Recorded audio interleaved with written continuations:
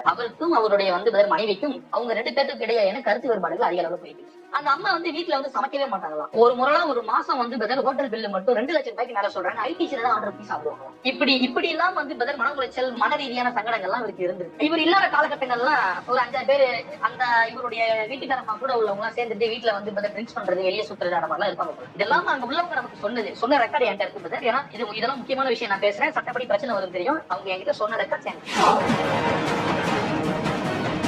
இப்படி இருக்கும் பொழுது ஒரு முறை அவர் என்ன பண்றாருன்னா, ஒரு கான்சர்ட்டுக்கு போயிட்டு வீட்டுல 45 லட்சம் ரூபாய் பணத்தை கொண்டுட்டு தன்னுடைய வீட்டுல உள்ள பீரோல எங்க வைக்கிறாரு. வச்சுட்டு இவர் போயிட்டு இது ரொம்ப டயர்டா இருக்கிறதுனால இவர் என்ன பண்றாரு, ரெஸ்ட் எடுக்க போயிருக்கு. இவரெல்லாம் தூங்கி எழுந்து ரெஃப்ரெஷ் ஆயிட்டு பார்க்கும்போது அந்த பணம் இல்ல. மாறாக ஒரு பெரிய ஆணி கம்பியை வளைச்சு சிலுவ மாதிரி அங்க வச்சிருக்காங்க. இவர் எங்கன்னு சொல்லி சண்டை போட்டு கேட்டதுக்கு, பிரச்சனை பண்ணதுக்கு அந்த வீட்டுல இருந்தது இவருடைய வீட்டுக்காரமா.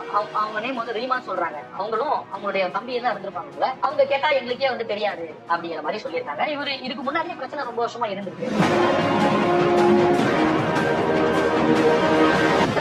இவர் என்ன பண்ணிடுறாருன்னா, பேசி பார்த்து இந்த பிரச்சனை ஒரு கட்டுப்பாட்டுக்கு வராததுனால அந்த சபையில உள்ள முக்கியமான ஆட்களை நான் கூப்பிட்டு, நான் லீகலா டிவோர்ஸ்க்கு போறேன், என்னால தாங்க முடியல, எனக்கு டெய்லி ஏதாவது ஒரு பிரச்சனையா இருக்கு, மன உளைச்சலா இருக்கு, சங்கடமா இருக்கு, என்னால அதை ஏத்துக்க முடியல. இன்னைக்கு இந்த பணம் நான் தான் வச்ச பணம், நான் தூங்கி எந்திரிச்சு அதை பத்திரம் பணத்தை நான் என்ன செய்வேன்? மாசம் இத்தனை பில் வருது, அந்த பில் வருது, இப்படியே பண்ணிக்கிட்டு இருந்தா நான் எப்படிங்க குடும்பம் நடத்துறது?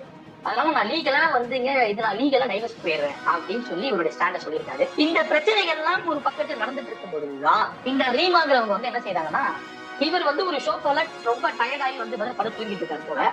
அப்ப இவர் ஒரு பெண்ணை 4 வயசுல இருந்து ஒரு பெண்ணை தத்தெடுத்து வளர்த்துட்டு வராங்க. அதாவது தத்தெடுத்துனா அந்த பொண்ணுக்கு அப்பா அம்மா எல்லாம் இருக்காங்க, அவங்க ரொம்ப ஏழ்மையான நிலைமையில இருக்காங்க. இவர் இந்த மாதிரி வளர்க்கிற பல பசங்கள்ல அந்த பொண்ணு ஒரு பொண்ணு. அந்த பொண்ணுக்கு வயசு 14 வயசு. அந்த பொண்ணு இவர் அப்பப்பா அப்பான்னு கூப்பிடும், அப்பப்பா மாமான்னு கூப்பிடுமா.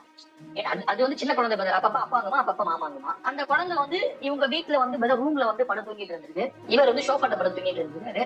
அப்ப அந்த குழந்தைய கொண்டு பக்கத்துல படுக்க வச்சு இந்த லேடி போட்டோ எடுத்திருக்காங்க. சொல்ல போனா அந்த குழந்தைக்கே தெரியாது.